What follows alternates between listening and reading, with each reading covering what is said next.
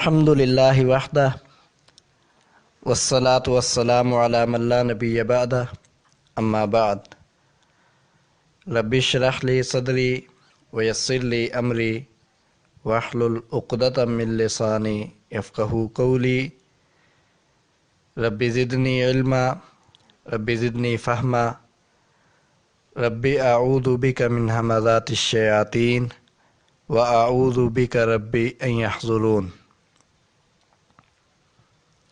عقائد اہل سنہ والجماعہ۔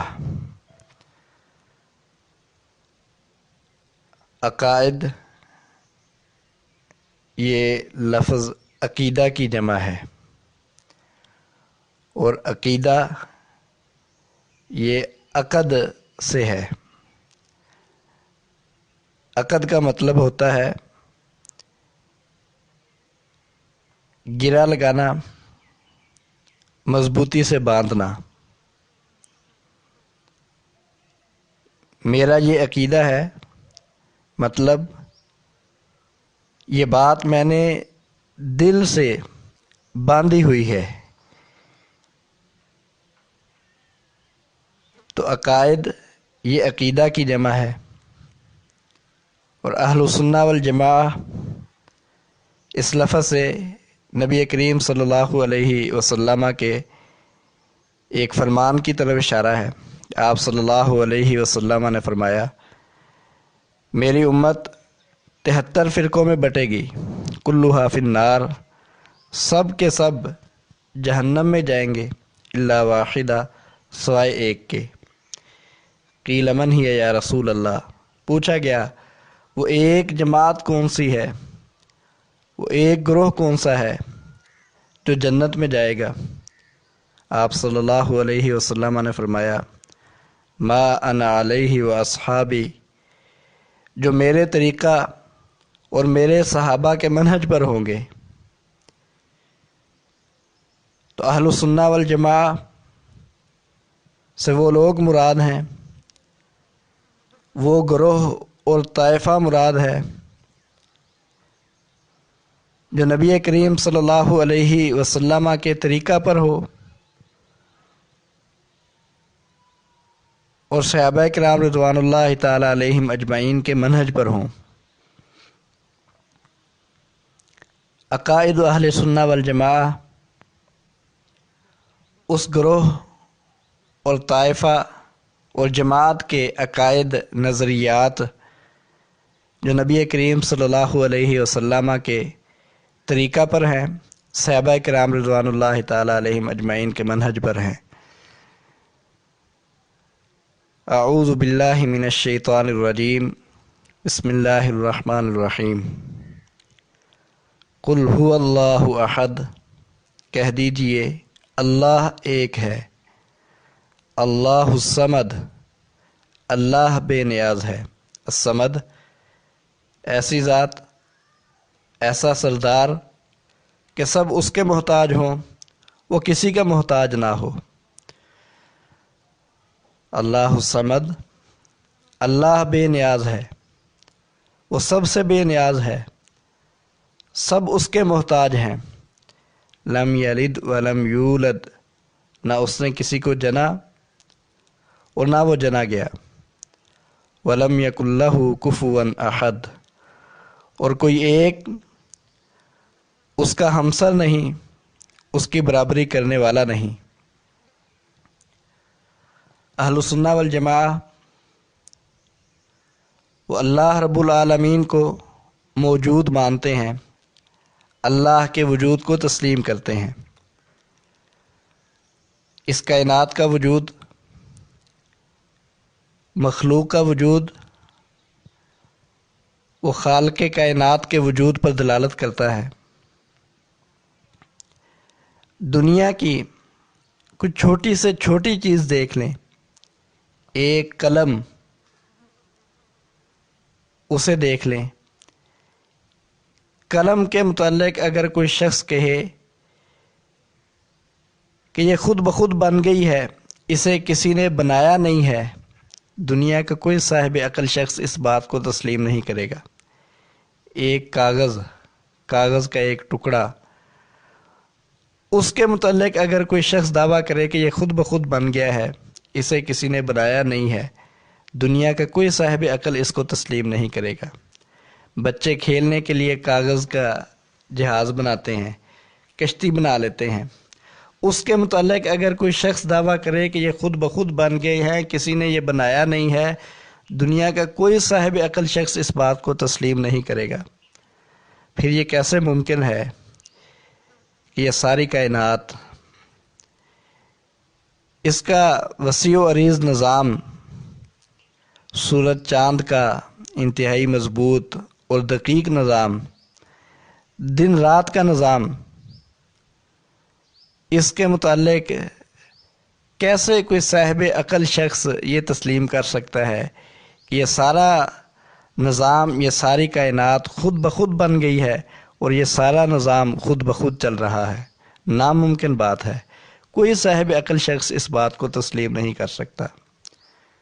اللہ رب العزت نے فرمایا، ام خلقوا من غیر شیء ام هم الخالقون، کیا یہ بغیر کسی چیز کے پیدا کر دیے گئے ہیں کہ کوئی ان کا خالق ہی نہیں ہے، بغیر خالق کے پیدا ہو گئے ہیں؟ ناممکن بات ہے، کوئی صاحب عقل شخص اس بات کو تسلیم نہیں کرے گا کہ بغیر خالق کے ہی یہ پیدا ہو گئے ہیں۔ ام هم الخالقون، یا خود انہوں نے اپنے آپ کو پیدا کیا ہے؟ یہ بھی ناممکن بات ہے، کوئی صاحب عقل شخص اس بات کو تسلیم نہیں کر سکتا کہ یہ مخلوق خود اپنے آپ کو پیدا کرے، کوئی اپنے آپ کو پیدا نہیں کر سکتا۔ تو لازمی نتیجہ یہ ہے کہ ایک خالق ایسا ہے جس نے اس ساری کائنات کو، ان ساری مخلوقات کو پیدا کیا ہے۔ تو اس کائنات کا وجود، مخلوق کا وجود، وہ خالق کائنات کے وجود پر دلالت کرتا ہے، اور اس کائنات میں جو نظم و نسق ہے، ربط ہے، مضبوطی ہے، یہ اس خالق کائنات کی توحید پر دلالت کرتی ہے۔ اس کائنات کا نظم و نسق اس خالق کائنات کے توحید پر دلالت کرتا ہے کہ وہ اکیلا اس سارے نظام کو چلا رہا ہے۔ اگر اس نظام کو چلانے والے متعدد ہوتے تو اس میں فساد برپا ہو جاتا، اس میں نظم و نسق باقی نہ رہتا۔ اللہ رب العزت نے ارشاد فرمایا، لو کان فیہما آلہۃ الا اللہ لفسدتا، اگر زمین و آسمان میں اللہ کے علاوہ کئی اور معبود بھی ہوتے، الہ بھی ہوتے، تو زمین و آسمان میں فساد برپا ہو جاتا، زمین و آسمان کا نظام درم برم ہو جاتا۔ اور اللہ رب العزت نے ارشاد فرمایا، مَتَّخَذَ اللَّهُ مِن وَلَدٍ وَمَا كَانَ مَعَهُ مِنْ إِلَٰهٍ، اللہ نے اپنی کوئی اولاد نہیں بنائی اور نہ ہی اس کے ساتھ کوئی دوسرا الہ اور معبود ہے۔ إِذًا لَّذَهَبَ كُلُّ إِلَٰهٍ بِمَا خَلَقَ، اگر اللہ کے ساتھ کوئی اور الہ بھی ہوتا، کوئی اور معبود بھی ہوتا، تو اپنی مخلوق کو لے کر جدا ہو جاتا۔ وَلَعَلَىٰ بَعْضُهُمْ عَلَىٰ بَعْضٍ، اور ایک دوسرے پر چڑھ دوڑتا۔ سبحان اللہ عما یصفون، یہ گمراہ لوگ اللہ کے متعلق جو باتیں بناتے ہیں، اللہ اس سے پاک ہے۔ تو اس کائنات کا وجود اللہ کے وجود پر دلالت کرتا ہے، اور اس کا نظم و نسق اور ربط وہ اللہ کی توحید پر دلالت کرتا ہے۔ تو اہل السنہ والجماعہ وہ اللہ رب العزت کے وجود کو بھی مانتے ہیں اور اللہ رب العالمین کی توحید کو بھی مانتے ہیں کہ وہ اکیلا اس کائنات کو پیدا کرنے والا ہے، اور وہ اکیلا ہی اس ساری کائنات کا نظام چلانے والا ہے۔ جب وہ اکیلا اس کو پیدا کرنے والا ہے اور اکیلا ہی اس ساری کائنات کا نظام چلانے والا ہے، تو وہ اکیلا ہی عبادت کے لائق ہے، اس کے علاوہ کوئی ایسی ذات اور ہستی نہیں جو عبادت کے لائق ہو۔ اسے توحید کہتے ہیں۔ بات سمجھانے کی غرض سے توحید کی بعض اوقات 2 قسمیں کی جاتی ہیں اور بعض اوقات 3 قسمیں کی جاتی ہیں۔ 2 قسمیں توحید المعرفت والاثبات اور توحید الطلب والقصد۔ توحید المعرفت والاثبات، اللہ رب العالمین کی ذات کو پہچاننا، اس کی صفات کو پہچاننا، اس کی معرفت حاصل کرنا، اور پھر اکیلے اللہ کے لیے انہیں ثابت کرنا، یہ ہے توحید المعرفت والاثبات۔ اللہ کی ذات کو پہچاننا، اس کی صفات کو پہچاننا، پھر اکیلے اللہ کے لیے انہیں ثابت کرنا، یہ توحید المعرفت والاثبات ہے۔ اور توحید الطلب والقصد، کہ جب کسی چیز کا سوال کرنا ہے، کوئی چیز طلب کرنی ہے، تو اکیلے اللہ سے سوال کرنا ہے، اللہ سے طلب کرنی ہے۔ اور جب کوئی عبادت کرنی ہے تو صرف اللہ کا قصد کرنا ہے، یہ توحید الطلب والقصد ہے۔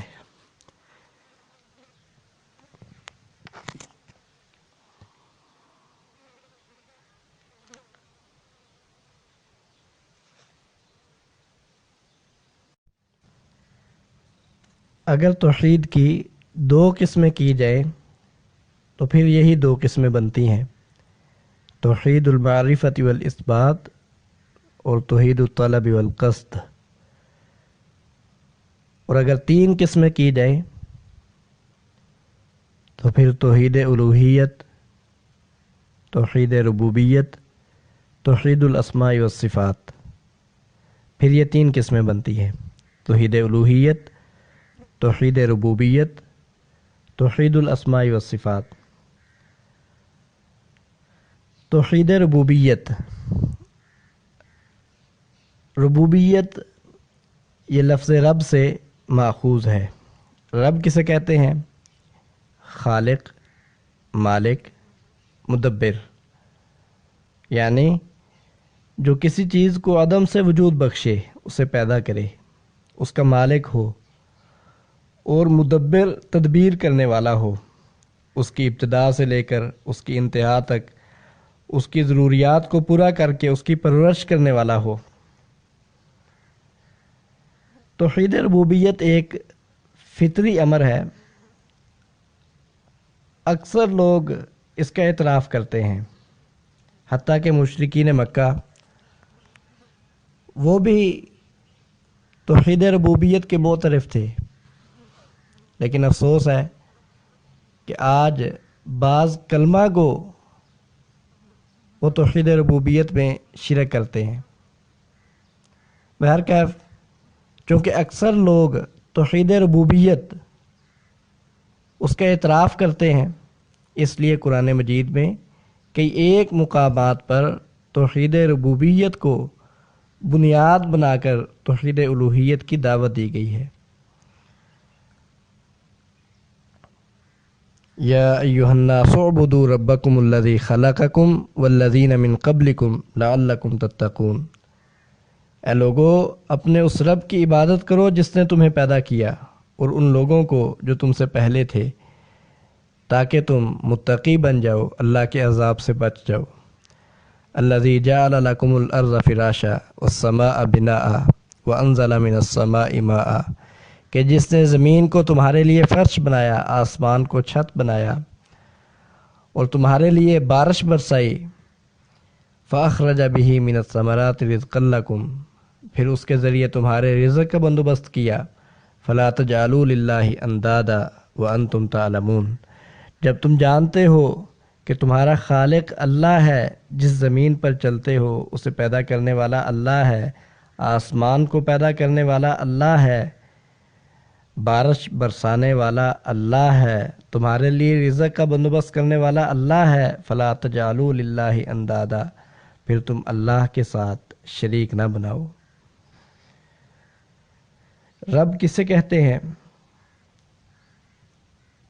ابراہیم علیہ السلام نے اپنی قوم کے سامنے اللہ رب العالمین کا تعارف پیش کیا، الذی خلقنی فہو یہدین، کہ جس نے مجھے پیدا کیا اور جو مجھے راہ دکھلاتا ہے، مجھے صراط مستقیم پر چلاتا ہے۔ والذی هو یطعمنی ویسقین، جو مجھے کھلاتا اور پلاتا ہے۔ وَإِذَا مَرِضْتُ فَهُوَ يَشْفِينِ، جب میں بیمار ہو جاؤں وہی مجھے شفا دیتا ہے۔ والذی یمیتنی ثم یحیین، جو مجھے موت دے گا اور پھر دوبارہ مجھے زندہ کرے گا۔ والذی اطمع ان یغفر لی خطیئتی یوم الدین، اور وہ ذات جس سے میں امید رکھتا ہوں کہ کل قیامت کے دن وہ میرے گناہوں کو معاف کرے گا۔ ابراہیم علیہ السلام نے اللہ رب العالمین کا تعارف کروایا کہ وہ میرا خالق ہے۔ ہدایت کا اختیار اس کے پاس ہے، وہ مجھے ہدایت دیتا ہے، سیدھے راستے پر چلاتا ہے۔ رزق کا اختیار اس کے پاس ہے، وہ میرے رزق کا بندوبست کرتا ہے۔ شفا کا اختیار اس کے پاس ہے، جب میں بیمار ہو جاؤں وہ مجھے شفا دیتا ہے۔ زندگی موت کا اختیار اس کے پاس ہے، اور گناہوں کو معاف کرنے کا اختیار اللہ رب العالمین کے پاس ہے۔ فرعون نے بھی موسیٰ علیہ السلام سے اللہ رب العالمین کے متعلق سوال کیا۔ قال فرعون وما رب العالمین، فرعون نے کہا کہ رب العالمین کون ہے؟ موسیٰ علیہ السلام نے تعارف کروایا، رب السماوات والارض وما بینہما، کہ وہ آسمان و زمین کا رب ہے اور جو کچھ آسمان و زمین کے درمیان ہے اس کا رب ہے۔ ربکم و رب آبائکم الاولین، وہ تمہارا رب ہے، تم سے پہلے لوگوں کا، تمہارے آباء و اجداد کا رب ہے۔ رب المشرق والمغرب وما بینہما، مشرق کا رب ہے، مغرب کا رب ہے، مشرق مغرب کے درمیان جو چیز ہے اس کا رب ہے۔ رب کا معنی، اس کا تصور کیجئے کہ عدم سے وجود بخشنے والا، خالق، مالک، مدبر اور تدبیر کرنے والا، یعنی آسمان و زمین کو عدم سے وجود بخشنے والا وہ ہے، آسمان و زمین کا مالک وہ ہے، آسمان و زمین کے درمیان جو کچھ ہے، مشرق مغرب کے درمیان جو کچھ ہے، سب کا خالق وہ ہے، مالک وہ ہے، اور آسمان و زمین کے درمیان تمام کاموں کی تدبیر کرنے والا وہ ہے۔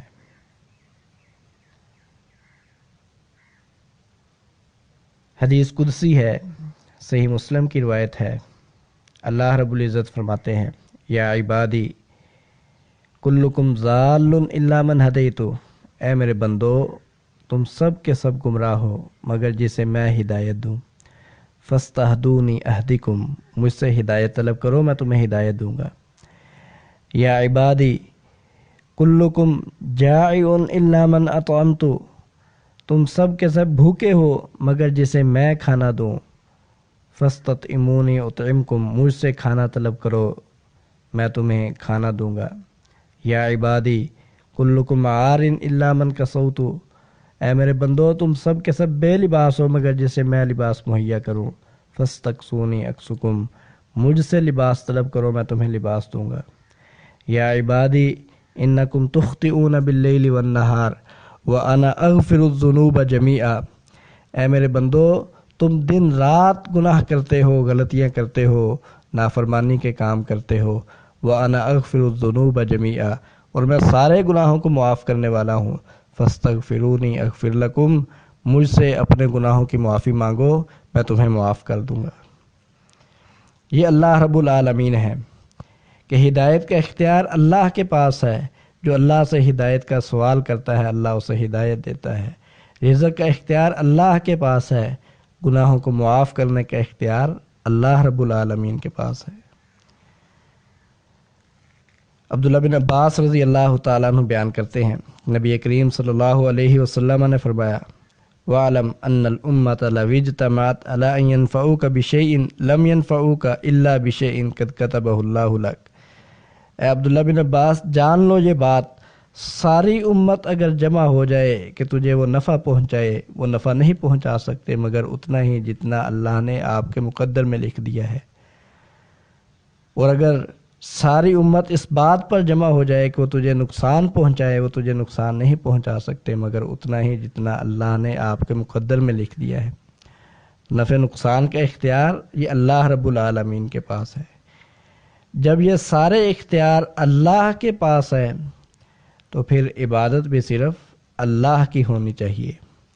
وَلَئِن سَأَلْتَهُم مَّنْ خَلَقَ السَّمَاوَاتِ وَالْأَرْضَ، اگر آپ ان سے سوال کریں آسمان و زمین کو کس نے پیدا کیا، یہ سارے ہر صورت یہی جواب دیں گے کہ اللہ نے پیدا کیا۔ قُلْ أَفَرَأَيْتُم مَّا تَدْعُونَ مِن دُونِ اللَّهِ إِنْ أَرَادَنِيَ اللَّهُ بِضُرٍّ هَلْ هُنَّ كَاشِفَاتُ ضُرِّهِ أَوْ أَرَادَنِي بِرَحْمَةٍ هَلْ هُنَّ مُمْسِكَاتُ رَحْمَتِهِ۔ ان سے پوچھیے کیا خیال ہے تمہارا اللہ کے علاوہ جنہیں تم پکارتے ہو، اگر اللہ مجھے نقصان پہنچانا چاہے کیا یہ اس نقصان کو روک سکتے ہیں؟ جنہیں تم اللہ کے علاوہ پکارتے ہو، اگر اللہ مجھے نقصان پہنچانا چاہے کیا یہ اس نقصان کو روک سکتے ہیں؟ او ارادنی برحمت هل ہن ممسکات رحمتی، یا اللہ مجھے کوئی نفع پہنچانا چاہے، مجھ پر اپنی رحمت نازل کرنا چاہے، کیا یہ اس رحمت کو روک سکتے ہیں؟ یقیناً سب کا جواب ہوگا ایسا ناممکن ہے۔ جب یہ ناممکن ہے، سارے اختیار اللہ کے پاس ہیں، قل حسبی اللہ، پھر ان کو کہہ دو کہ مجھے اکیلا اللہ ہی کافی ہے۔ قل لمن الارض ومن فیہا ان کنتم تعلمون، ان سے پوچھئے زمین کس کی ہے اور جو کچھ زمین میں ہے وہ کس کا ہے، یہ سب جواب دیں گے اللہ کا ہے۔ قل افلا تذکرون، پھر ان سے پوچھئے کیا تم نصیحت حاصل نہیں کرتے؟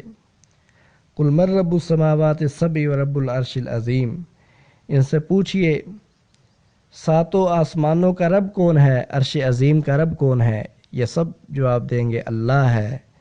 قل افلا تتقون، پھر ان سے پوچھئے افلا تتقون، ان سے کہیے کیا تم تقوی اختیار نہیں کرتے، اللہ سے ڈرتے نہیں، غیر اللہ کی طرف جانے سے بچتے نہیں؟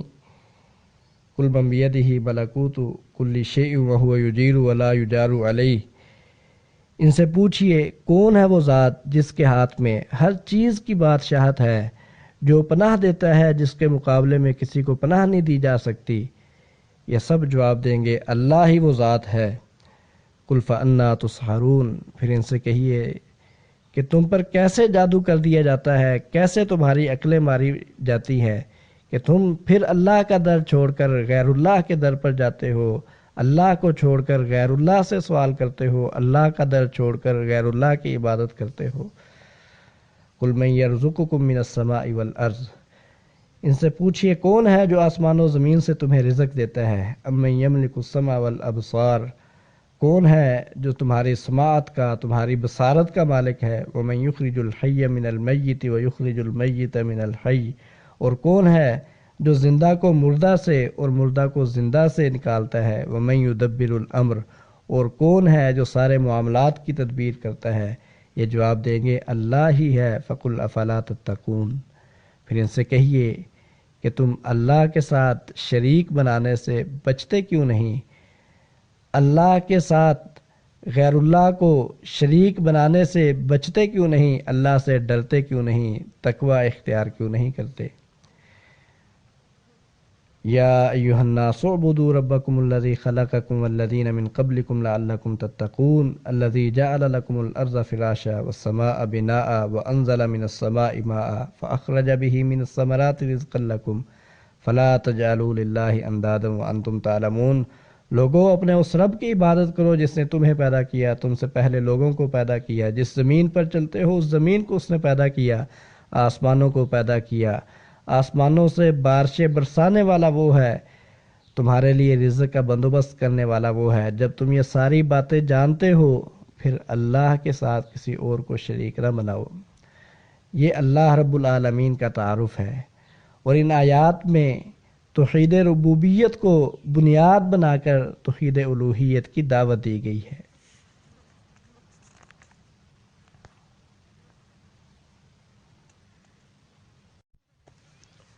توحید الوہیت کیا ہے؟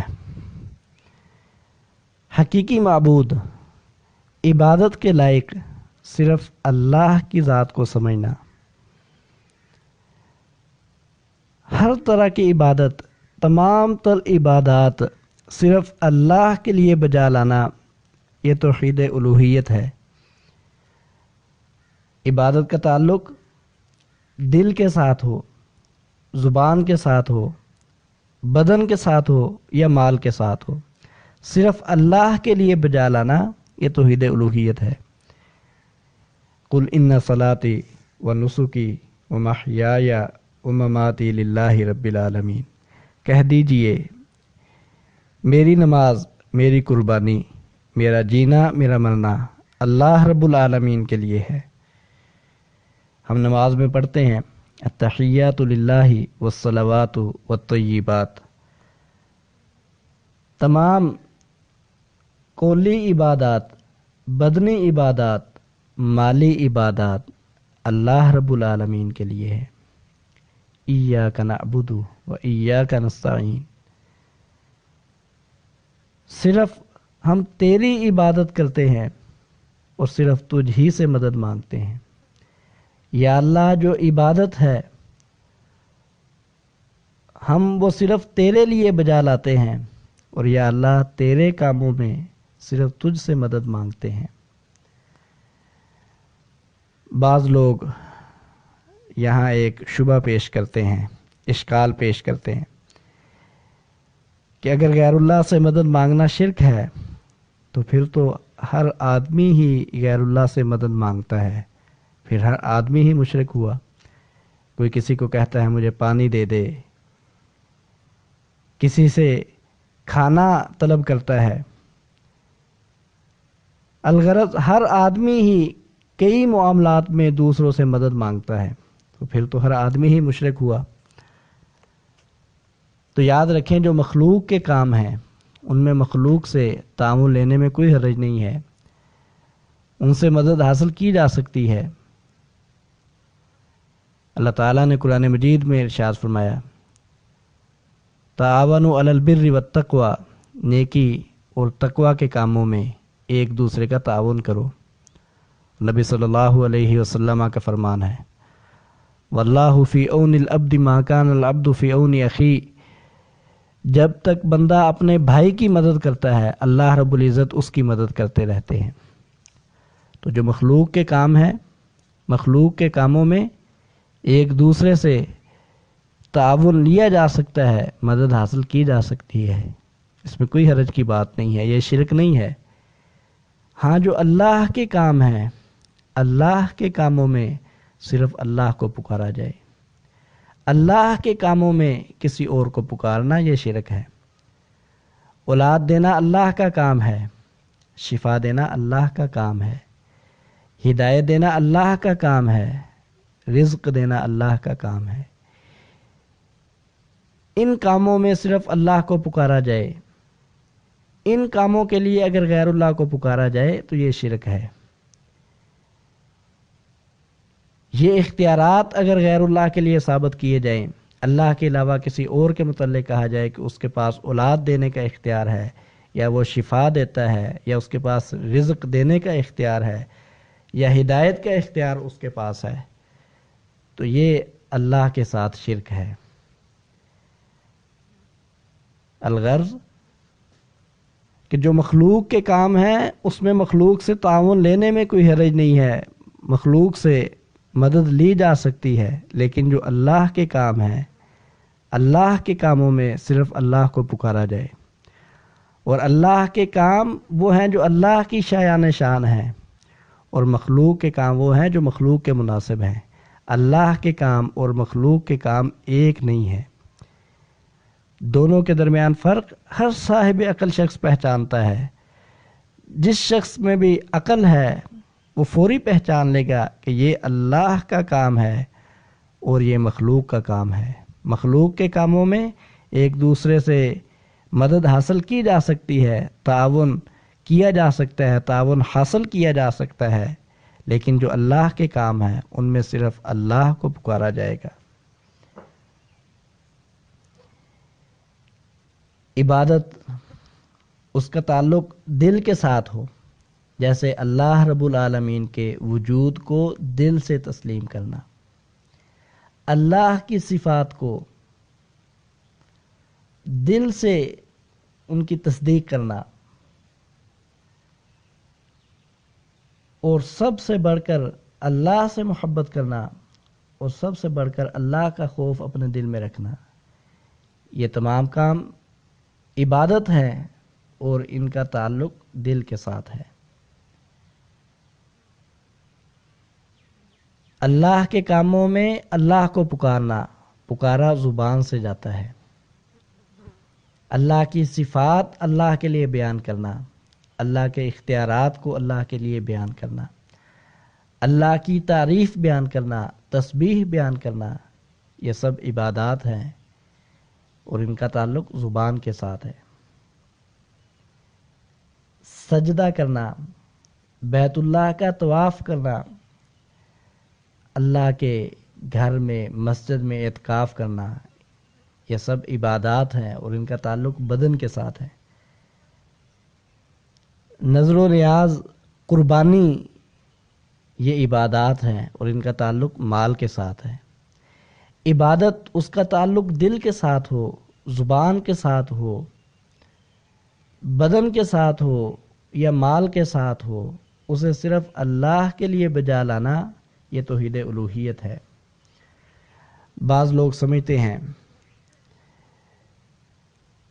کہ کسی کو اللہ کے علاوہ کسی کو اللہ نہ کہا جائے، الہ نہ کہا جائے، پھر اس کے بعد اسے جس طرح مرضی پکارو، جو مرضی اس کی صفات بیان کرو، جو مرضی اس کے لیے اختیارات ثابت کرو، یہ شرک نہیں ہوگا۔ یہ بہت بڑی غلط فہمی ہے۔ یاد رکھیں، جس کے ساتھ اللہ جیسا تعامل ہو، جس کے ساتھ اللہ جیسا معاملہ کیا جائے، جس کے لیے اللہ کی صفات بیان کی جائے، جس کے لیے اللہ کے اختیارات ثابت کیے جائیں، یہی اسے اللہ بنانا ہے، خواہ زبان سے اسے اللہ کہا جائے یا نہ کہا جائے۔ اللہ رب العزت نے قرآن مجید میں ارشاد فرمایا، وَمِنَ النَّاسِ مَن يَتَّخِذُ مِن دُونِ اللَّهِ أَندَادًا يُحِبُّونَهُمْ كَحُبِّ اللَّهِ، لوگوں میں سے بعض وہ ہیں جنہوں نے اللہ کے علاوہ کئی شریک بنا رکھے ہیں۔ کیسے انہوں نے شریک بنائے ہیں؟ کیا عمل ہے ان کا؟ يُحِبُّونَهُمْ كَحُبِّ اللَّهِ، وہ ان سے اس طرح محبت کرتے ہیں جیسے اللہ سے محبت ہوتی ہے۔ جب انہوں نے ان سے اس طرح محبت کی جیسے اللہ سے محبت ہوتی ہے، تو اللہ رب العزت نے فرمایا انہوں نے اللہ کے علاوہ کئی شریک بنا رکھے ہیں۔ معلوم ہوا جس کے ساتھ اللہ جیسا معاملہ کیا جائے، یہی اسے اللہ کا شریک بنانا ہے، خواہ زبان سے اسے اللہ کہا جائے یا نہ کہا جائے۔ اللہ رب العزت نے ارشاد فرمایا، اتخذوا احبارہم ورہبانہم اربابا من دون اللہ، کہ اہل کتاب نے اپنے علماء کو، درویشوں کو اللہ کے علاوہ رب بنا لیا۔ عدی بن حاتم رضی اللہ تعالیٰ عنہ وہ کہتے ہیں کہ اہل کتاب وہ ان کی عبادت نہیں کرتے تھے، پھر اللہ رب العزت نے یہ کیوں فرمایا کہ انہوں نے اپنے علماء کو، درویشوں کو اللہ کے علاوہ رب بنا لیا؟ اصل میں جس چیز کو ان کے علماء حلال قرار دیتے وہ اسے حلال سمجھتے، جسے وہ حرام قرار دیتے وہ اسے حرام سمجھتے، یعنی حلال و حرام کا اختیار انہوں نے اپنے علماء کو دے رکھا تھا، جبکہ حقیقت میں حلال و حرام کا اختیار یہ اللہ کے پاس ہے۔ تو جب اللہ کا اختیار انہوں نے اپنے علماء کو دیا تو اللہ رب العزت نے ارشاد فرمایا، اتخذوا احبارہم ورہبانہم اربابا من دون اللہ، کہ انہوں نے اپنے علماء کو، اپنے درویشوں کو اللہ کے علاوہ رب بنا لیا۔ تو معلوم ہوا جس کے ساتھ اللہ جیسا معاملہ کیا جائے یا اللہ کا اختیار جس کے لیے ثابت کیا جائے، یہی اسے اللہ بنانا ہے، رب بنانا ہے، خواہ زبان سے اسے رب کہا جائے یا نہ کہا جائے، اللہ کہا جائے یا نہ کہا جائے۔ اس بات کی طرف اشارہ قرآن مجید میں بھی موجود ہے۔ اللہ رب العزت نے ارشاد فرمایا، अम लहुम शुरकाउ शरउ लहुम मिन अद्दीन मा लम यअज़म बिहिल्लाह, या उनके फिर कुछ ऐसे शुरका हैं जिन्होंने उनके लिए वो दीन पेश किया है जिसका अल्लाह ने हुक्म नहीं दिया।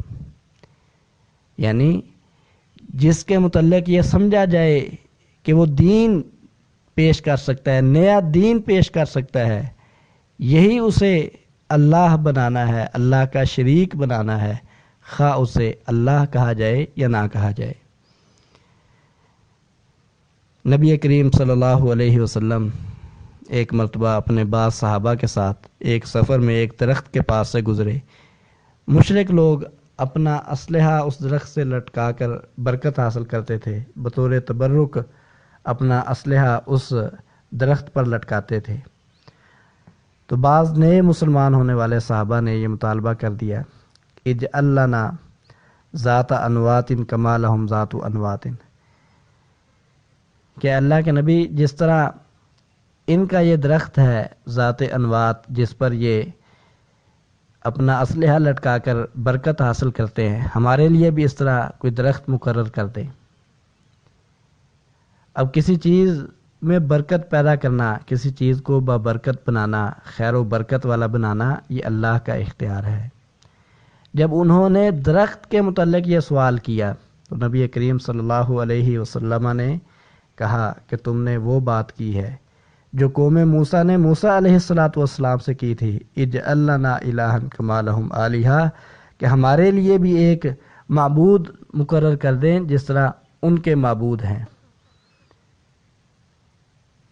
जिन सहाबा ने मुतालबा किया था उन्होंने ये नहीं कहा था हमारे लिए माबूद बना दे, कोई नया इलाह बना दे, सिर्फ उन्होंने ये कहा था कि हमारे लिए भी कोई दरख्त मुकर्रर कर दे जिससे हम बरकत हासिल करें।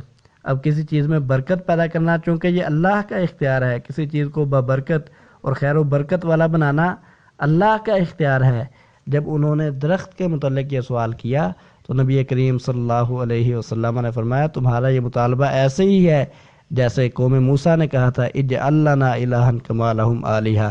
तो मालूम हुआ जिसके साथ अल्लाह जैसा मामला किया जाए या जिसके लिए अल्लाह की कोई सिफत साबित की जाए, अल्लाह का कोई इख्तियार साबित किया जाए, यही उसे इलाह बनाना है, ये उसे अल्लाह का शरीक बनाना है। अब्दुल्ला बिन अब्बास रज़ी अल्लाह तआला अन्हु बयान करते हैं कि एक आदमी उसने नबी करीम सल्लल्लाहु अलैहि वसल्लम के पास कहा, माशा अल्लाह व शिअता, जो अल्लाह चाहें और आप चाहें। उसने नबी सल्लल्लाहु अलैहि वसल्लम को अल्लाह नहीं कहा, इला नहीं कहा, रब नहीं कहा, सिर्फ इतना कहा जो अल्लाह चाहे और आप चाहें। नबी सल्लल्लाहु अलैहि वसल्लम ने फरमाया, तूने मुझे अल्लाह का शरीक बना दिया है, अल्लाह का हमसर बना दिया है, बराबरी करने वाला बना दिया है, अल्लाह के बराबर मुझे जिक्र कर दिया है। तो मालूम हुआ ज़ुबान से किसी को इलाह कहा जाए या ना कहा जाए, रब कहा जाए या ना कहा जाए, जब कोई मामला करते हुए उसे अल्लाह के बराबर बना दिया जाए या अल्लाह की कोई सिफत उसके लिए साबित कर दी जाए या इख्तियार अल्लाह का किसी के लिए साबित कर दिया जाए, यही उसे अल्लाह का शरीक बनाना है। तौहीद समझने के लिए और शिरक की हकीकत समझने के लिए 5 चीज़ों का समझना ज़रूरी है। जो शख्स इन 5 चीज़ों को समझ लेगा वो तौहीद की हकीकत और सही फ़हम हासिल कर लेगा और शिरक की हकीकत पहचान लेगा। सबसे पहली चीज़, तौहीद किसे कहते हैं, तौहीद का मफ़हूम क्या है। दूसरी चीज़, शिरक क्या चीज़ है, शिरक किसे कहते हैं। तीसरी चीज़, इबादत किसे कहते हैं, इबादत का क्या मफ़हूम है। चौथी चीज़, इलाह किसे कहते हैं, इलाह का क्या मतलब होता है। और 5वीं चीज़, जिन लोगों को किताब व सुन्नत में मुशरिक करार दिया गया उनके क्या आमाल थे जिन आमाल की वजह से उन्हें मुशरिक करार दिया गया। जो शख्स इन 5 सवालात के जवाब किताब व सुन्नत से जान लेगा वो सही माना में तौहीद को समझ लेगा, शिरक की हकीकत जान लेगा।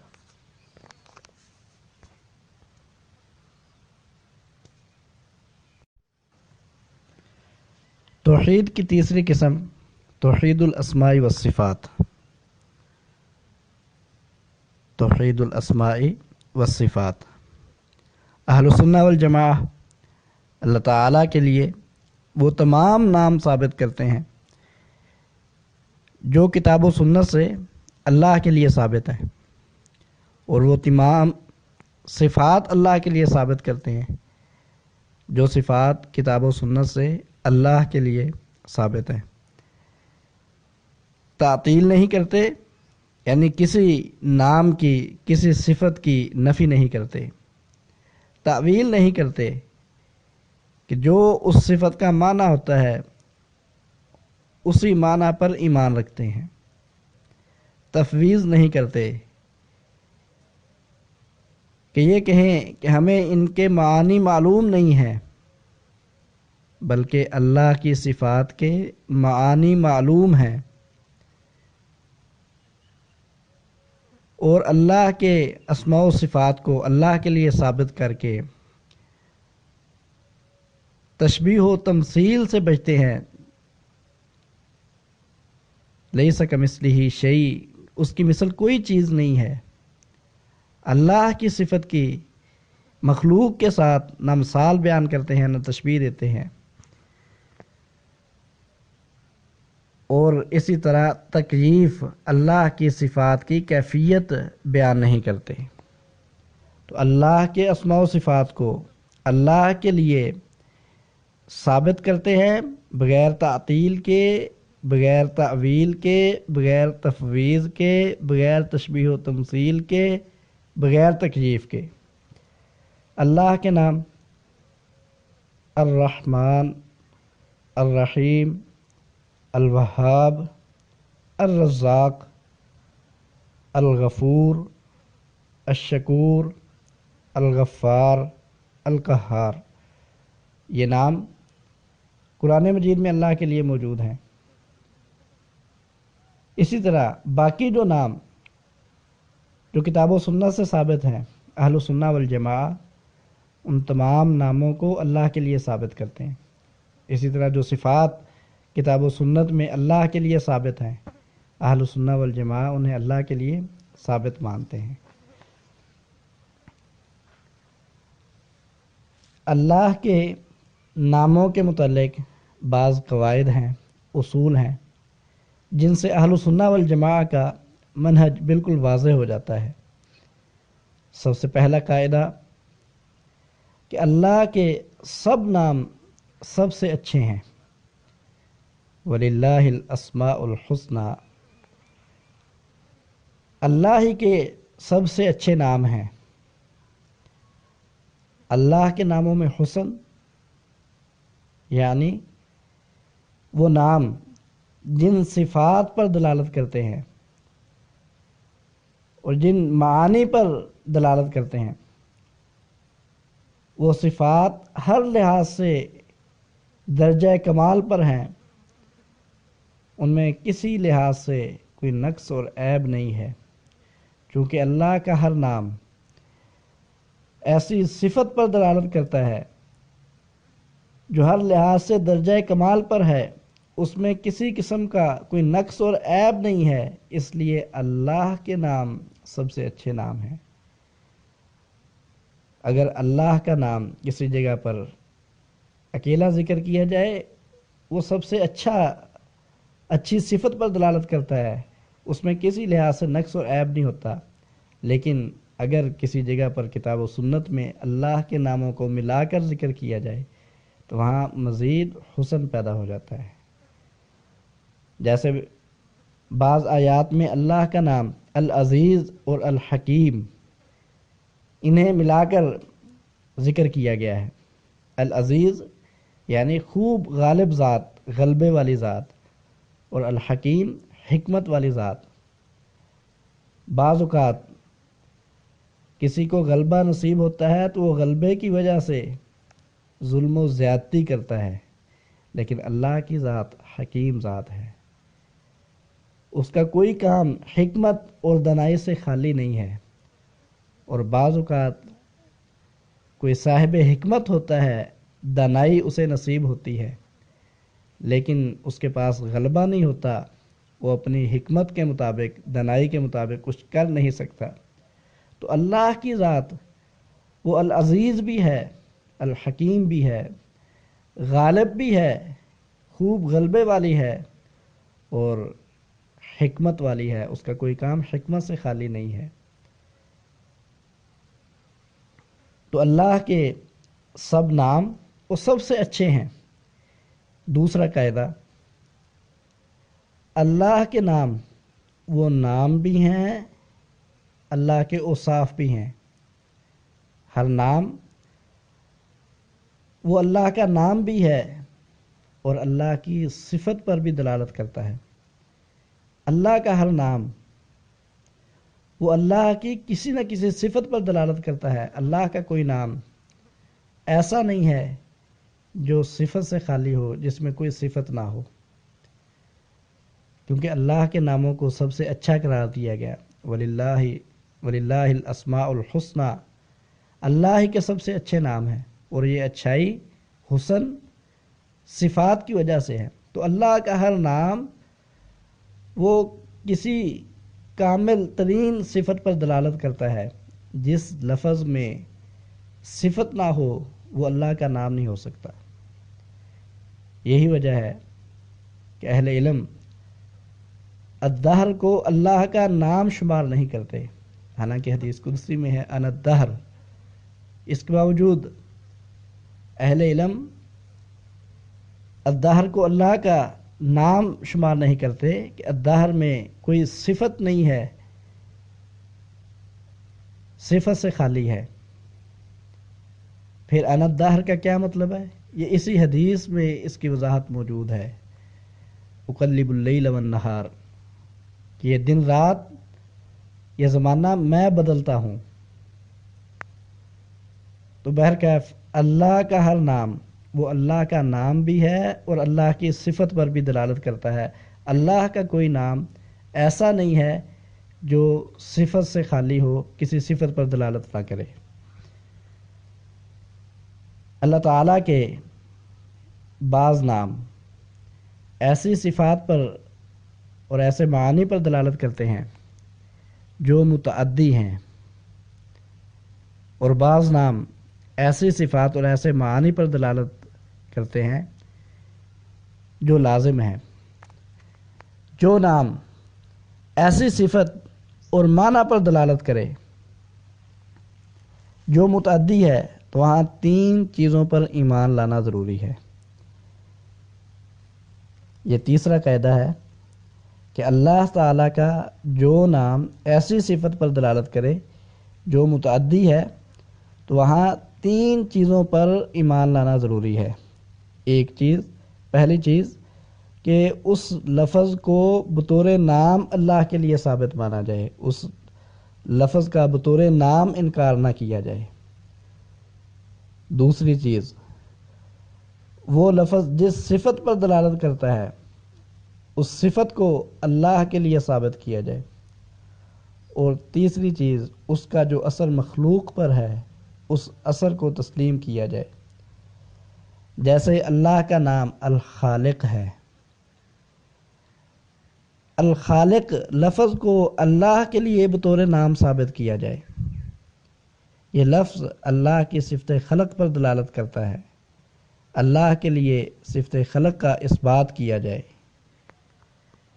اللہ جب چاہتا ہے، جسے چاہتا ہے پیدا کرتا ہے، صفت خلق کے اس اثر کو قبول کیا جائے، تسلیم کیا جائے۔ اللہ تعالیٰ کی ذات الشافی ہے، اس لفظ کو اللہ کے لیے بطور نام ثابت کیا جائے۔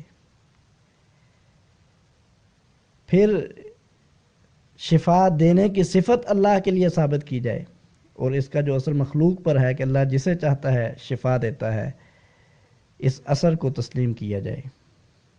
اللہ کا نام الہادی ہے، اس لفظ کو بطور نام اللہ کے لیے ثابت کیا جائے۔ ہدایت دینے کا اختیار، یہ صفت اللہ کی ہے، اس کو بطور صفت اللہ کے لیے ثابت کیا جائے۔ اور اس کا جو اثر مخلوق پر ہے کہ اللہ جسے چاہتا ہے ہدایت دیتا ہے، اس اثر کو تسلیم کیا جائے۔ تو اللہ کا جو نام ایسی صفت ایسے معنی پر دلالت کرے جو متعدی ہے، تو وہاں 3 چیزوں پر ایمان لانا ضروری ہے۔ اسے اللہ کے لیے بطور نام ثابت کیا جائے، اس لفظ کو جس صفت پر وہ دلالت کرتا ہے اس صفت کو اللہ کے لیے بطور صفت ثابت کیا جائے، اور اس کا جو اثر مخلوق پر ہے اس اثر کو تسلیم کیا جائے۔ اور اگر اللہ کا نام ایسے معنی اور ایسی صفت پر دلالت کرے جو لازم ہے، تو وہاں 2 چیزوں کو تسلیم کرنا ضروری ہے، 2 چیزوں پر ایمان لانا ضروری ہے۔ پہلی چیز کہ اس لفظ کو بطور نام اللہ کے لیے ثابت کیا جائے، اور دوسری چیز وہ لفظ جس صفت پر دلالت کرتا ہے اسے بطور صفت اللہ کے لیے ثابت کیا جائے۔ جیسے الحی، اللہ تعالیٰ کی ذات الحی ہے، تو الحی، اللہ کے لفظ الحی کو اللہ کے لیے بطور نام ثابت کیا جائے، اور یہ لفظ صفت حیات پر دلالت کرتا ہے، تو اللہ کے لیے صفت حیات کو ثابت کیا جائے۔ چوتھا قاعدہ، اللہ تعالیٰ کے تمام نام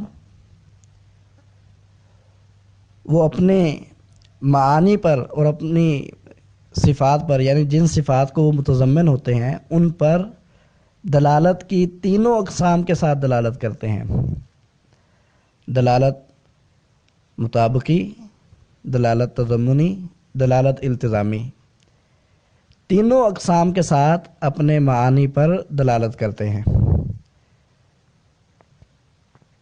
جیسے الخالق کا لفظ ہے، لفظ الخالق بول کر اللہ کی ذات مراد لینا اور خلق والا معنی بھی ذہن میں ہو تو یہ دلالت مطابقی ہے، اور اگر الخالق لفظ بول کر اللہ کی ذات مراد ہو، خلق والا معنی ذہن میں نہ ہو تو یہ دلالت تضمنی ہے۔ اور الخالق سے اللہ کی صفت علم، صفت قدرت اور صفت حکمت پر دلالت، یہ دلالت التزامی ہے کہ حکمت کے بغیر، قدرت کے بغیر، علم کے بغیر خلق ممکن نہیں ہے، پیدا کرنا ممکن نہیں ہے۔ تو اللہ کے نام وہ دلالت کی 3 اقسام کے ساتھ اپنے معنی پر دلالت کرتے ہیں۔ 5واں قاعدہ، اللہ کے نام توقیفی ہیں، اپنی طرف سے عقل کی بنیاد پر کوئی نام اللہ کے لیے ثابت نہیں کیا جا سکتا۔ 6واں قاعدہ، اللہ تعالیٰ کے نام غیر محصور ہیں، بے شمار ہیں، وہ کسی عدد میں محدود نہیں ہیں۔ اس کی دلیل نبی کریم صلی اللہ علیہ وسلم سے ایک دعا منقول ہے: اسألک بکل اسم ھو لک سمیت بہ نفسک او انزلتہ فی کتابک او علمتہ احد من خلقک او استأثرت بہ فی علم الغیب عندک، کہ میں تجھ سے سوال کرتا ہوں تیرے ہر نام کے واسطے سے جو تو نے اپنا نام رکھا ہے، یا جو نام تو نے اپنی مخلوق کو سکھایا ہے، یا جو نام تو نے اپنی کسی کتاب میں اتارا ہے، اب استأثرت بہ فی علم الغیب عندک، یا اس نام کے ساتھ بھی جس کو تو نے اپنے علم غیب میں رکھا ہے، کسی ایک کو اس پر مطلع نہیں کیا۔ تو جن ناموں پر مخلوق مطلع نہیں ہے وہ انہیں شمار کیسے کر سکتی ہے؟ تو اللہ کے نام غیر محصور ہیں، بے شمار ہیں۔ باقی جو حدیث میں آتا ہے ان للہ 99 اسما مئۃ الا واحدہ من احصاها دخل الجنہ، کہ اللہ کے 99 نام ہیں، جو ان کا احصاء کر لے گا وہ جنت میں داخل ہوگا۔ اس کا مطلب یہ ہے کہ اللہ کے بے شمار ناموں میں سے کتاب و سنت سے تلاش کر کے جو 99 ناموں کا احصاء کر لے گا وہ جنت میں داخل ہو جائے گا۔ یہ ایسے ہی ہے جیسے کوئی شخص کہے کہ میرے پاس 100 روپیہ ہے جو میں نے مسجد کے لیے رکھا ہوا ہے، تو اس کا لازمی مطلب یہ نہیں ہے کہ اس کے پاس 100 کے علاوہ پیسے نہیں ہیں، اس کا مطلب صرف اتنا ہے کہ 100 روپے اس نے مسجد کے لیے رکھے ہوئے ہیں۔ تو اس حدیث کا مطلب بھی صرف اتنا ہے کہ اللہ کے ناموں میں سے جو 99 ناموں کا احصاء کر لے گا وہ جنت میں داخل ہو جائے گا۔ اس کا یہ مطلب نہیں ہے کہ 99 سے زائد اللہ کے نام نہیں ہیں۔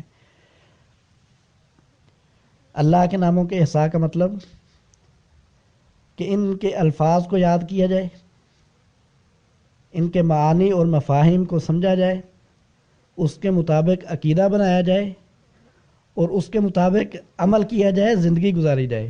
جو شخص اس طرح اللہ کے 99 ناموں کا احصاء کر لیتا ہے داخل الجنہ، وہ جنت میں داخل ہو جائے گا۔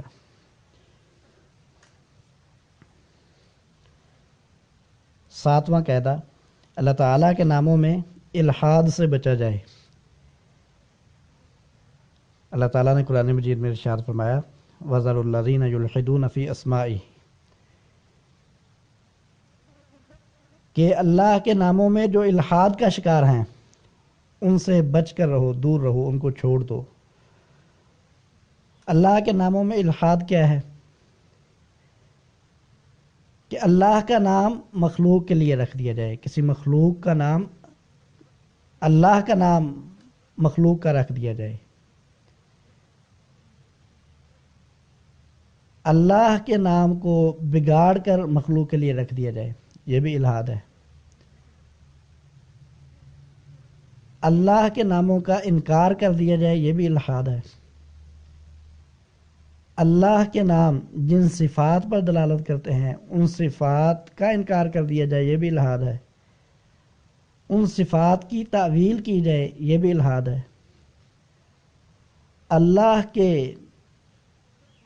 ناموں کے معانی کا انکار کر دیا جائے اور کہہ دیا جائے کہ اللہ ہی بہتر جانتا ہے، تفویض، یہ بھی الحاد ہے۔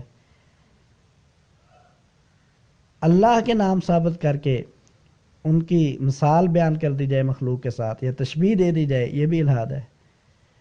ان کی کیفیت بیان کر دی جائے، یہ بھی الحاد ہے۔ تو اللہ کے ناموں میں الحاد سے بچنا ہے۔ اللہ کا نام مخلوق کے لیے اللہ کا نام نہیں رکھنا، کسی مخلوق کا نام اللہ کے نام کے مطابق نہیں رکھنا، اور اللہ کے نام بگاڑ کر مخلوق کے لیے بھی نہیں رکھنے، اور اللہ کے ناموں کا انکار نہیں کرنا، اور اللہ کے نام جن صفات پر دلالت کرتے ہیں ان صفات کا انکار نہیں کرنا، ان صفات کی تعطیل نہیں کرنی، ان صفات کے معانی کا انکار نہیں کرنا، تفویض نہیں کرنی، ان صفات کو ثابت کر کے تشبیہ و تمثیل سے بچنا ہے، تکییف کیفیت بیان کرنے سے بچنا ہے۔ یہ 7 قاعدے تھے اللہ کے ناموں کے متعلق۔ اللہ کے صفات کے متعلق بھی کچھ قواعد ہیں۔ پہلا قاعدہ، اللہ تعالیٰ کی تمام صفات کاملہ ہیں، کمال والے صفت ہیں، ان میں کسی لحاظ سے کوئی نقص اور عیب نہیں ہے۔ اللہ کی ہر صفت وہ خوبی والی صفت ہے، کمال والی صفت ہے، اچھی صفت ہے۔ کوئی صفت اللہ کی ایسی نہیں ہے جو نقص والی ہو، عیب والی ہو، کمزوری والی ہو۔ دوسرا قاعدہ، اللہ تعالیٰ کی صفات کا دائرہ اللہ تعالیٰ کے اسماء کے دائرے سے وسیع ہے۔ اللہ تعالیٰ کا ہر نام وہ اللہ کی کسی نہ کسی صفت پر دلالت کرتا ہے۔ تو جتنے نام ہیں ہر نام کسی نہ کسی صفت پر دلالت کرتا ہے، لیکن ہر صفت لازمی نہیں کہ اس کے مطابق اللہ کا کوئی نام بھی ہو۔ تو اس طرح صفات کی تعداد زیادہ ہے، جبکہ اللہ کے ناموں کی تعداد صفات کی نسبت کم ہے۔ اور پھر فعل سے اللہ کی صفت ثابت ہو جاتی ہے، لیکن فعل سے اللہ کا نام ثابت نہیں ہوتا۔ اس اعتبار سے بھی صفات کا دائرہ وسیع ہے۔ تو اللہ تعالیٰ کی صفات کا دائرہ اللہ تعالیٰ کے اسماء کے دائرہ سے وسیع ہے۔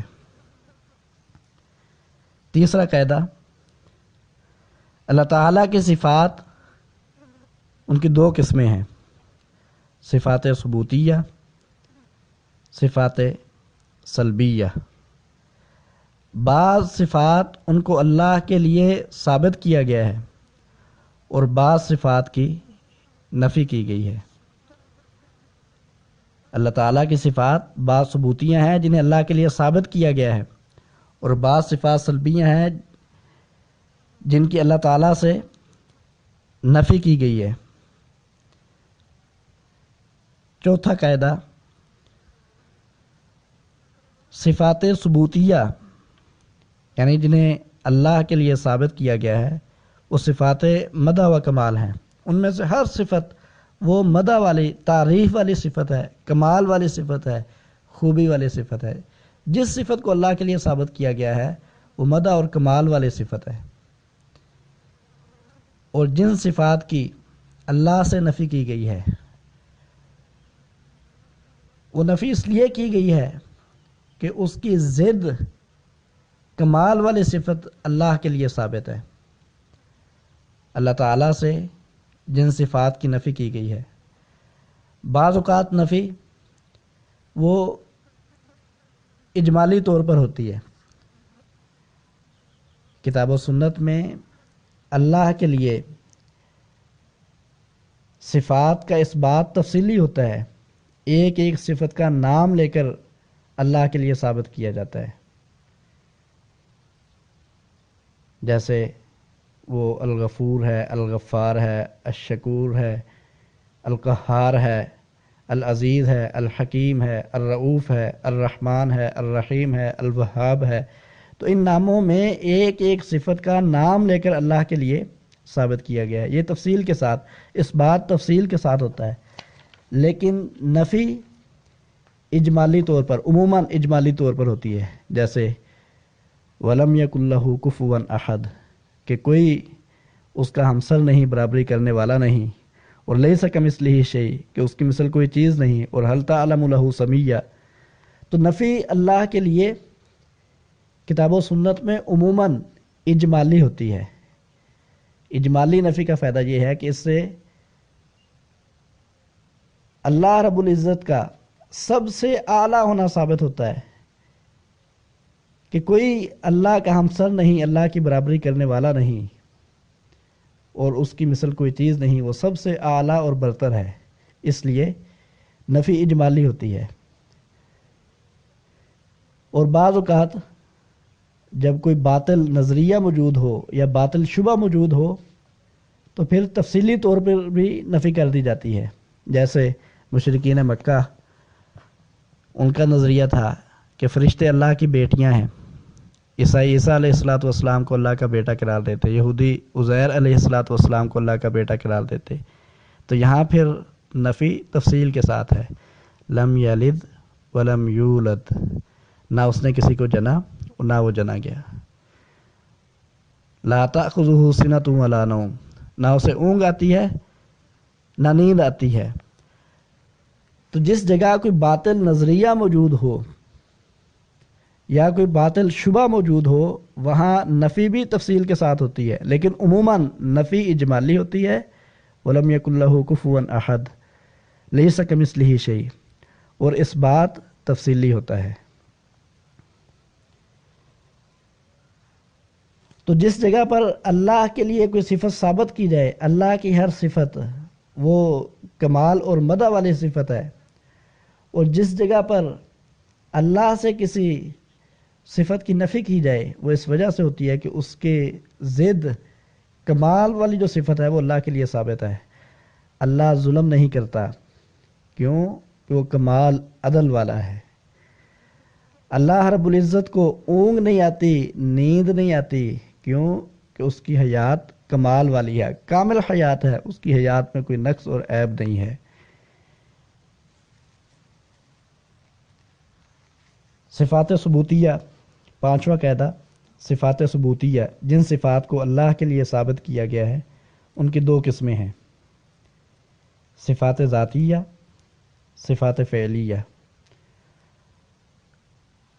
جن صفات کو اللہ کے لیے ثابت کیا گیا ہے کتاب و سنت میں ان کی دو قسمیں ہیں، صفات ذاتیہ، صفات فعلیہ۔ صفات ذاتیہ وہ صفات کہ اللہ تعالی ہمیشہ سے، ازل سے ان سے متصف ہے، اور صفات فعلیہ نو کے اعتبار سے اللہ تعالیٰ ہمیشہ سے ازل سے ان کے ساتھ متصف ہوتا ہے، لیکن صفات فعلیہ کے جو افراد ہیں وہ اللہ کی مشیت اور ارادے کے تابع ہوتے ہیں۔ اللہ کی مشیت اور ارادے کے ساتھ ان صفات کے افراد حادث ہوتے رہتے ہیں۔ صفات ذاتیہ جیسے الحی وہ ہمیشہ سے زندہ ہے، ازل سے، اور صفات فعلیہ جیسے صفت کلام ہے کہ وہ ہمیشہ سے متکلم ہے، صفت کلام سے متصف ہے، لیکن اس کے افراد وہ جب چاہتا ہے، جس سے چاہتا ہے، جو چاہتا ہے کلام کرتا ہے۔ صفات فعلیہ جیسے صفت خلق، اللہ تعالیٰ ہمیشہ سے خالق ہے، لیکن اس کے افراد خلق وہ جب چاہتا ہے، جسے چاہتا ہے، جیسے چاہتا ہے پیدا کرتا ہے، اس کے افراد حادث ہوتے رہتے ہیں۔ تو صفات فعلیہ وہ صفات ہیں کہ جن صفات کے افراد وہ اللہ کی مشیت اور ارادے کے تابع ہوتے ہیں، اور باقی صفات وہ صفات ذاتیہ ہیں۔ یہاں یہ بات اس کی وضاحت کر دینا مناسب سمجھتا ہوں کہ افراد، یہ جو کہا کہ صفات فعلیہ کے افراد اللہ کی مشیت اور ارادے کے تابع ہوتے ہیں، اللہ کی مشیت اور ارادے سے حادث ہوتے رہتے ہیں، یہاں حادث سے مراد مخلوق نہیں ہے۔ یہ بات درست نہیں ہے کہ ہر حادث مخلوق ہوتی ہے، ہر حادث چیز مخلوق ہوتی ہے، یہ نظریہ درست نہیں ہے۔ تو یہاں حادث ہونے سے ان کا مخلوق ہونا مراد نہیں ہے، صرف اتنی بات ہے کہ صفات فعلیہ کے افراد وہ اللہ کی مشیت اور ارادے کے تابع ہوتے ہیں، اللہ کی مشیت اور ارادے کے ساتھ ان صفات کے افراد وہ حادث ہوتے رہتے ہیں۔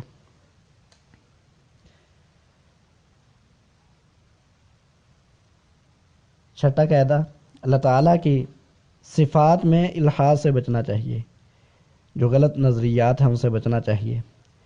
ان صفات کی تعطیل نہیں کرنی چاہیے، نفی نہیں کرنی چاہیے، تعویل نہیں کرنی چاہیے، تفویض نہیں کرنی چاہیے، اور ان صفات کی مخلوق کے ساتھ مثال بیان نہیں کرنی چاہیے، تشبیہ نہیں دینی چاہیے، اور تکییف کیفیت بیان نہیں کرنی چاہیے۔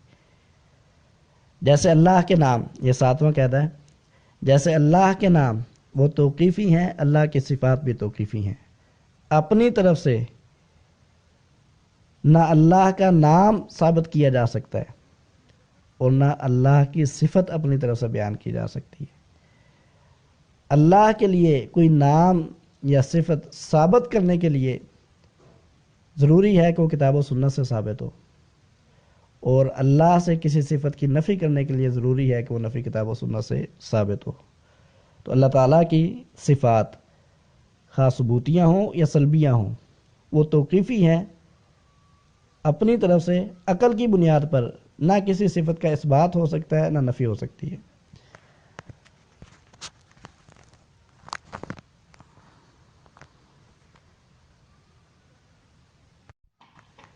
اللہ تعالیٰ کی بعض صفات، اللہ تعالیٰ کے لیے صفت وجہ کا ذکر کتاب و سنت میں موجود ہے۔ اہل سنہ والجماعہ اللہ کے لیے وجہ کا اس بات کرتے ہیں، تعطیل نہیں کرتے، تعویل نہیں کرتے۔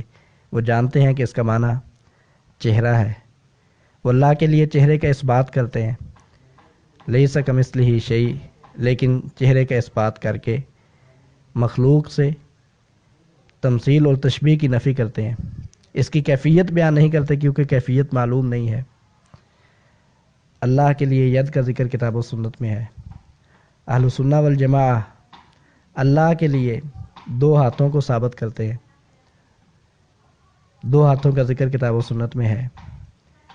تعطیل نہیں کرتے، تعویل نہیں کرتے، تفویض نہیں کرتے۔ اللہ کے لیے ہاتھوں کو ثابت کر کے، 2 ہاتھوں کو ثابت کر کے مخلوق سے تمثیل اور تشبیہ کی نفی کرتے ہیں کہ اللہ کے ہاتھ اس طرح ہے جس طرح اللہ کی شیان شان ہے، مخلوق کی طرح نہیں ہے. اس کی کیفیت بیان نہیں کرتے کیونکہ کیفیت معلوم نہیں ہے.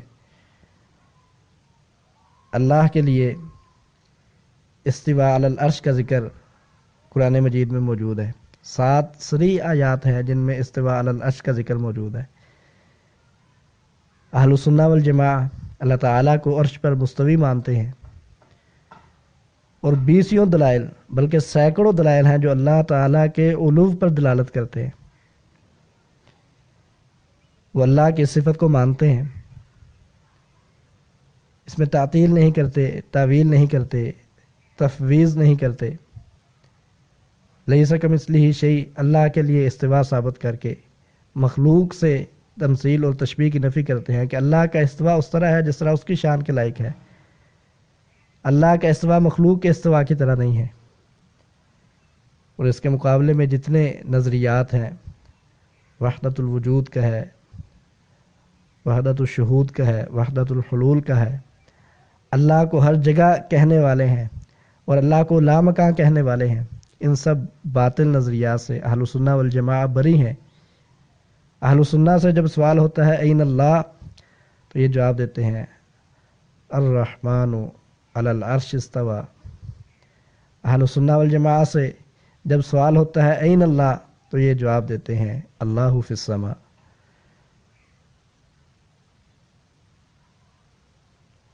اللہ تعالیٰ کے لیے صفت محبت کا ذکر کتاب و سنت میں موجود ہے. اللہ کی صفت رحمت کا ذکر کتاب و سنت میں موجود ہے. اہل السنہ والجماعہ ان صفات کو ثابت کرتے ہیں، تعطیل نہیں کرتے، تعویل نہیں کرتے، تفویض نہیں کرتے. ثابت کر کے مخلوق سے تمثیل و تشبیہ کی نفی کرتے ہیں کہ اللہ کی محبت، اللہ کی رحمت اس طرح ہے جس طرح اس کی شان کے لائق ہے. اللہ کی محبت، اللہ کی رحمت مخلوق کی محبت اور مخلوق کی رحمت کی طرح نہیں ہے. کیفیت بیان نہیں کرتے کیونکہ کیفیت معلوم نہیں ہے. اللہ کے لیے صفت کلام کا ذکر موجود ہے کتاب و سنت میں. اہل السنہ والجماعہ اللہ کے لیے صفت کلام ثابت کرتے ہیں کہ اللہ تعالیٰ جب چاہتا ہے، جس سے چاہتا ہے، جو چاہتا ہے کلام کرتا ہے. اس کی کلام الفاظ اور حروف پر مشتمل ہے اور مسموع یعنی اسے سنا جا سکتا ہے.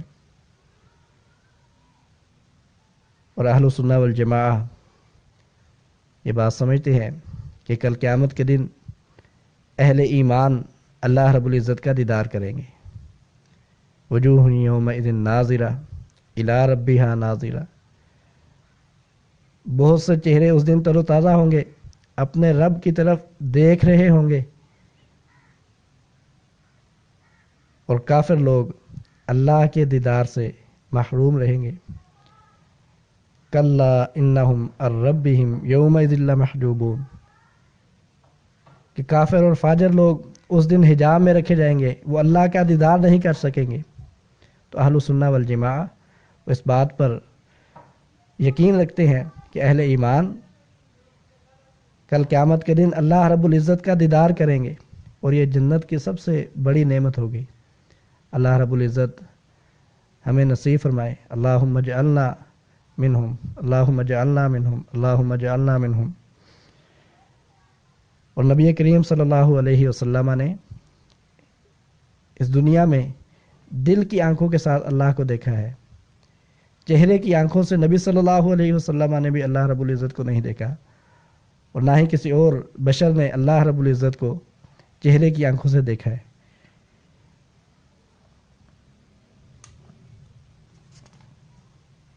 بعض لوگ وہ ایک شبہ پیش کرتے ہیں کہ ان صفات کو اگر اللہ کے لیے ثابت کیا جائے تو اس سے تشبیہ لازم آتی ہے،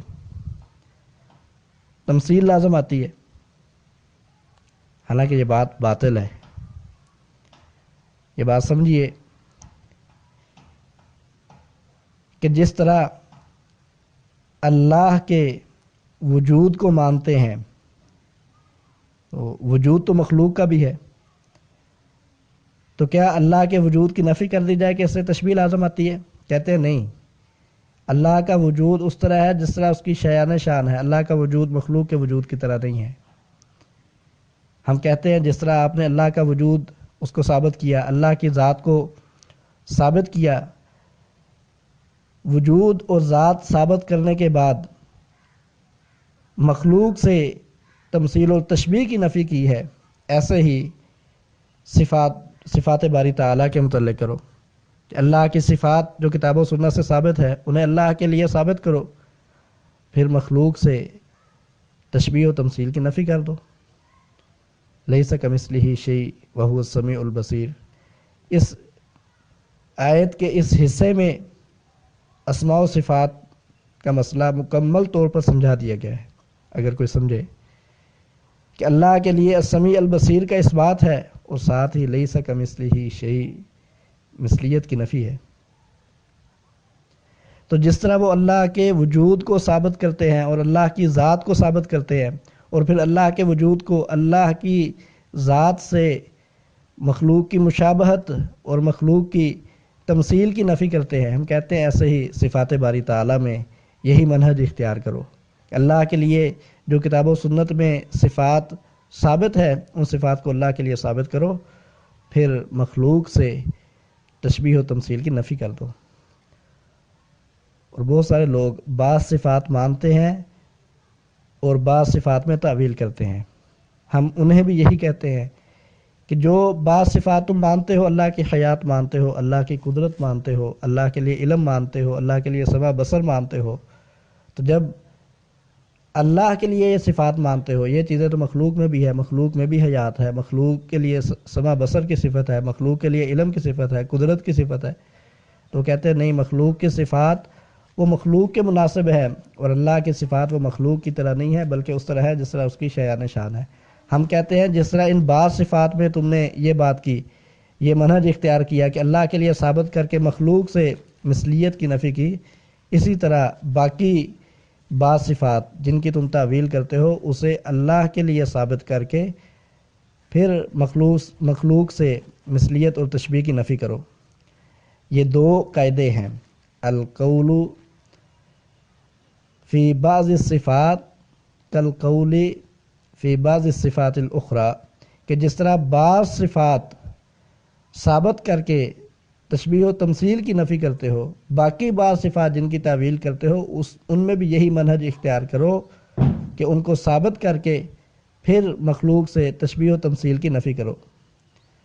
اور دوسرا کہتا ہے القول فی الصفات کالقول فی الذات، کہ جس طرح ذات کو ثابت کر کے، وجود کو ثابت کر کے مخلوق سے مثلیت اور تشبیہ کی نفی کرتے ہو، ایسے ہی صفات کو ثابت کر کے پھر مخلوق کے ساتھ مشابہت اور تمثیل کی نفی کرو۔ جس طرح اللہ کے لیے ذات ثابت کرنے سے مخلوق کے ساتھ مشابہت لازم نہیں آتی، کیونکہ اس کی ذات اس طرح ہے جس طرح اس کی شان کے لائق ہے، اور مخلوق کی ذات اس طرح ہے جس طرح مخلوق کے مناسب ہے، ایسے ہی اللہ کی صفات میں یہی منہج اختیار کرو، یہی رویہ اختیار کرو کہ اللہ کے لیے صفات کا اس بات کرو اور پھر مخلوق سے ان کی مشابہت اور تمثیل کی نفی کرو۔ اور یہاں یہ بات بھی سمجھیے کہ لا یلزم من الاشتراک فی اللفظ الاشتراک فی المعنی، اشتراک فی اللفظ سے اشتراک فی المعنی لازم نہیں آتا، یعنی لفظی اشتراک سے حقیقت میں اشتراک لازم نہیں آتا۔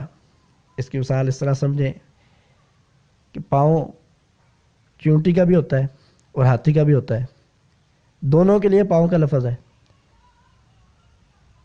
تو کیا دونوں کا پاؤں ایک جیسا ہے؟ نہیں، جب چونٹی کا پاؤں کہا جائے گا تو ذہن اس طرف جائے گا جو چونٹی کے مناسب ہے، جب ہاتھی کا پاؤں کہا جائے گا تو ذہن اس طرف جائے گا جو ہاتھی کے مناسب ہے۔ اسی طرح چہرے کا، اسی طرح ٹانگ کا مسئلہ ہے۔ تو مخلوق میں ایک ہی لفظ متعدد مخلوقات پر بولا جاتا ہے تو اس سے اشتراک لازم نہیں آتا، صرف لفظی اشتراک ہوتا ہے، حقیقت میں اشتراک لازم نہیں آتا۔ تو یہ کیسے کہا جا سکتا ہے کہ اگر ایک لفظ خالق اور مخلوق پر بولا جائے تو وہاں حقیقت میں اشتراک لازم آتا ہے؟ جیسے مخلوق میں جس لفظ کی جس کی طرف نسبت ہو، جس کی طرف اضافت ہو،